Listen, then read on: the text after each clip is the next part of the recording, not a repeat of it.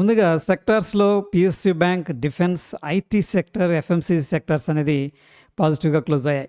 రీసెంట్‌గా IT sector అనేది సిగ్నిఫికెంట్‌గా అండర్ ప్రెషర్‌లో ట్రేడ్ అవుతుంది. బట్ ఈరోజు 1% దాకా పాజిటివ్‌గా ట్రేడ్ అయింది. Metals, realty, fin Nifty, private బ్యాంక్స్‌లో కొద్దిగా ప్రాఫిట్ బుకింగ్ అనేది జరిగింది. మొత్తం మీద 70% ఇండియన్ సెక్టార్స్ బుల్లిష్‌గా క్లోజ్ అయ్యాయి. నిఫ్టీ 50లో అదానీ ఎంటర్ప్రైజెస్ టాప్ గెయినర్‌గా కనిపిస్తుంది. ITC, BEL, Infosys, L and T, Tata motor passenger vehicles అనేది టాప్ గెయినర్స్గా క్లోజ్ అవగా ఎటర్నల్, హిందాల్కో, టాటా స్టీల్, ట్రెంట్ అనేది టాప్ లూజర్స్గా క్లోజ్ అయ్యాయి. మొత్తం మీద నిఫ్టీ 50 క్లోజ్ అయిన విధానంలో స్లైట్గా బులిష్ సెంటిమెంట్ కనిపిస్తుంది. ఐటీ సెక్టార్ గురించి మనం కొన్ని విషయాలు తెలుసుకోవాలి. ఈరోజు Infosys investors artificial intelligence day. అయితే ఈ రోజున ప్రముఖులు మాట్లాడారు. నందన్ గారు కావచ్చు, ఆంథ్రోపిక్ సీఈఓ, ఇన్ఫోసిస్ సీఈఓ వీళ్ళందరూ కూడా. అయితే వీళ్ళు క్లియర్‌గా ఏం చెప్తున్నారంటే, సో అందరూ కూడా వరీ అవుతుంది. కోడింగ్ జాబ్స్ మొత్తం పోతాయి. ఎందుకంటే మనకంటే బెటర్‌గా ఆర్టిఫిషియల్ ఇంటెలిజెన్స్ మోడల్స్ కోడింగ్ రాయగలవని చెప్పేసి. బట్ ఇది వాస్తవం అని చెప్పేసి వాళ్ళు ఒప్పుకుంటున్నారు. బట్ ద ప్రాబ్లమ్ ఏంటంటే ఇక్కడ మనం అర్థం చేసుకునే విషయం, ఏఐ ఇంజినీర్స్ కావాలి, ఏఐ లీడ్స్ కావాలి, ఫోరెన్సిక్ అనలిస్టులు కావాలి. ఇలాగా డిఫరెంట్ డైమెన్షన్స్ నుంచి జాబ్స్ అనేది క్రియేట్ చేయబడతాయి అని చెప్పేసి వీళ్ళు మెన్షన్ చేశారనమాట. ముఖ్యంగా ఇన్ఫోసిస్ని అయితే కొనియాడారు. ఆ క్యాపబిలిటీస్ ఈ కంపెనీకి ఉన్నాయి. సో ఎగ్జిక్యూట్ చేయగలిగిన ఎబిలిటీస్ ఈ కంపెనీకి ఉన్నాయని చెప్పేసి.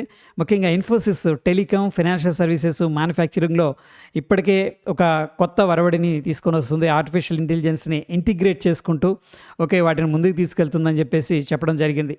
సో మొత్తం మీద ఏంటంటే ఆర్టిఫిషియల్ ఇంటెలిజెన్స్ కొలాబరేషన్ కావచ్చు, leadership confidence, strategic partnership announcements. So ఇవన్నీ కూడా మొత్తం మీద ఐటీ సెక్టార్లో ముఖ్యంగా ఇన్ఫోసిస్కి చాలా పాజిటివ్గా అయితే కనిపిస్తూ ఉన్నాయి. మొత్తం మీద వీళ్ళు ఏమంటున్నారంటే, సో ఒక డైమెన్షన్లో కాకుండా డిఫరెంట్ డైమెన్షన్స్లో జాబ్స్ అనేది క్రియేట్ చేయబడతాయి అని చెప్పేసి చెప్పడం జరిగింది. సో ఇది ఒక పాజిటివ్ కన్స్ట్రక్టివ్ అప్రోచ్ అని చెప్పేసి మనం అర్థం చేసుకోవచ్చు. బ్యాంక్ నిఫ్టీ ఈరోజు 61,000 లెవెల్స్ పైన అయితే ట్రేడ్ అయింది. ముఖ్యంగా bank of Baroda, Punjab national banks అనేది ఈరోజు ఇంట్రాడేలో 4% దాకా పాజిటివ్గా ట్రేడ్ అయ్యాయి. సెన్సెక్స్ ఈరోజు 200 పాయింట్స్ పాజిటివ్ ట్రేడ్ అవుతూ ఉండగా నిఫ్టీ వచ్చేసరికి 25,750కి దగ్గరగా క్లోజ్ అయింది. మొత్తం మీద ఐటీ షేర్స్లో స్ట్రాంగ్ రికవరీ అనేది కనబరచడం వల్ల ఇండెక్స్ అనేది స్ట్రాంగ్గా పైకి వెళ్ళడం జరిగింది. ఫ్రాక్టల్ అనలిటిక్స్ ఈ స్టాక్ అనేది యాక్చువల్గా ఫ్లాట్ లిస్టింగ్ అయింది. సో చాలామంది మంచి లిస్టింగ్ అవుతుందని చెప్పేసి ఎక్స్పెక్ట్ చేశారు. బట్ ఆ రోజు ఫ్లాట్ లిస్టింగ్ అయినా ఈ రోజు వచ్చేసరికి ఏకంగా 7% దాకా పాజిటివ్గా అయితే రియాక్ట్ అయింది. ఇక్కడ నుంచి కూడా బ్రోకరేజ్ సంస్థలు 49%, రఫ్గా ఏంటంటే 50% ఈ స్టాక్ పెరగడానికి స్కోప్ ఉందని చెప్పేసి మెన్షన్ చేశారు. మారుతి సుజుకి వీళ్ళ యొక్క ఫస్ట్ ఎలక్ట్రిక్ వెహికల్ మోడల్ అనేది విటారా ఎస్యూవి లాంచ్ చేయడం జరిగింది. సో ఇది బ్యాటరీ రెంటల్ స్కీమ్తో స్టార్ట్ చేశారు. ప్రస్తుతానికి స్టాక్ వచ్చేసరికి ఇంట్రాడేలో 1% దాకా పాజిటివ్గా అయితే రియాక్ట్ అయింది. ఇక ఇన్ఫోసిస్ పార్ట్నర్షిప్ డీల్స్ ఇవన్నీ కూడా మొత్తం మీద ఇన్ఫోసిస్ స్టాక్ పెరగడానికి అయితే దోహదం చేశాయి. వీళ్ళు ఆంథ్రోపిక్తో పార్ట్నర్షిప్ అవుతున్నామని చెప్పేసి అప్డేట్ అయితే రావడం జరిగింది. ఈ యొక్క అప్డేట్తో స్టాక్ అనేది పాజిటివ్గా రియాక్ట్ అయింది. సిల్వర్ ప్రైసెస్ అనేది డ్రాప్ అవడంతో హిందుస్థాన్ జింక్ షేర్స్ ఈరోజు 2% దాకా నెగిటివ్గా ట్రేడ్ అయ్యాయి. మొత్తం మీద మెటల్ ఈటీఎఫ్ చూసుకున్నట్టయితే ప్రైస్ అనేది ఆల్మోస్ట్ 3% దాకా నెగిటివ్గా ట్రేడ్ అవుతుంది. హిందుస్థాన్ కాపర్తో పాటు నాల్కో, అదర్ స్టాక్స్ కూడా 4% దాకా పడిపోయాయి. సో మొత్తం మీద మెటల్ ఇండెక్స్ అనేది ఈరోజు కొద్దిగా వీక్గా ట్రేడ్ అయింది. ఓలా ఎలక్ట్రిక్ రిజల్ట్స్ అనేది అనౌన్స్ చేసిన తర్వాత వాళ్ళ రెవెన్యూ అనేది సిగ్నిఫికెంట్గా డ్రాప్ అవడం ఒక పక్క వరీ అనేది క్రియేట్ చేస్తుంది. దానివల్ల స్టాక్లో ప్రెషర్ అనేది ఉండగా సిటీ వచ్చేసరికి ప్రస్తుతం దీన్ని డౌన్ గ్రేడ్ చేసిందనమాట. ఇక్కడ నుంచి కూడా 51% డౌన్ సైడ్ టార్గెట్ అనేది ప్రొజెక్ట్ చేసింది. సో మొత్తం మీద ఈ స్టాక్ వచ్చేసరికి నెగిటివ్గా రియాక్ట్ అయింది. నిఫ్టీకి సంబంధించిన ఓపెన్ ఇంట్రెస్ట్ అనేది చూద్దాం. మొత్తం మీద స్పాట్ 25,716 దగ్గర క్లోజ్ అయింది. పుట్ కాల్ రేషియో అనేది 0.97 అనేది చూపిస్తుంది. మార్కెట్ యొక్క sentiment based on the open interest అయితే న్యూట్రల్గా ఉంది. బ్యాంక్ నిఫ్టీ స్పాట్ 61,144 దగ్గర అప్రాక్సిమేట్గా క్లోజ్ అయింది. పుట్ కాల్ రేషియో 1.29 అనేది చూపిస్తుంది. మార్కెట్ యొక్క sentiment based on the open interest అయితే స్ట్రాంగ్ బుల్లిష్గా కనిపిస్తుంది. సెన్సెక్స్ స్పాట్ 83,434 కనిపిస్తుంది. పుట్ కాల్ రేషియో 1.14 ఉంది.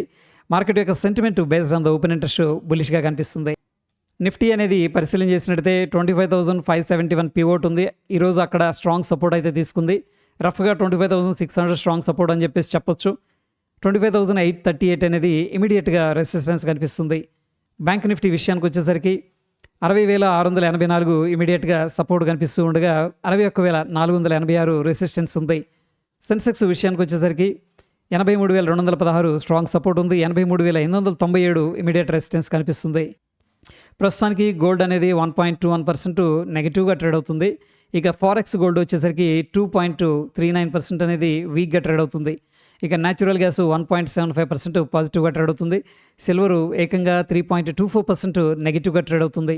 ఇక బిట్ కాయిన్ వచ్చేసరికి 1.61% నెగిటివ్గా ట్రేడ్ అవుతుంది. ఎనీహౌ ఫ్రెండ్స్, ప్రస్తుతం సిచ్యువేషన్లో మార్కెట్లో ఒక స్ట్రాంగ్ రికవరీ అనేది అగైన్ ఈరోజు కంటిన్యూ అయింది.